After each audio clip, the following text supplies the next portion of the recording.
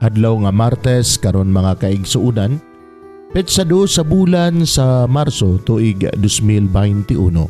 Ang pagbasa kinutlo gikan sa Ebanghelyo sumala ni San Mateo, kapitulo 23, bersikulo 1 ngadto sa 12. Unya miingon si Jesus sa mga tao ug sa iyang mga tinun-an.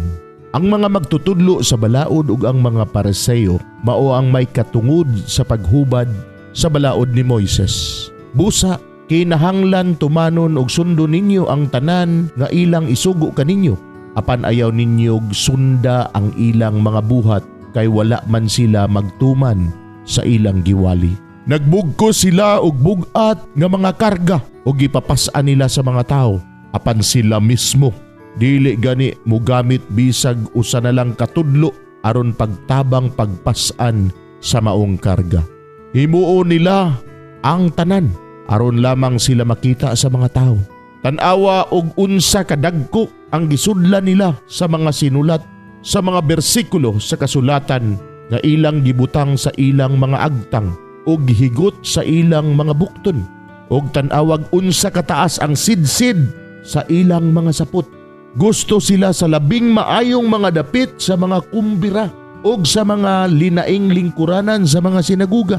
Gusto silang yukbuan ug tahuron didto sa mga merkado ug tawgong magtutudlo sa mga tao.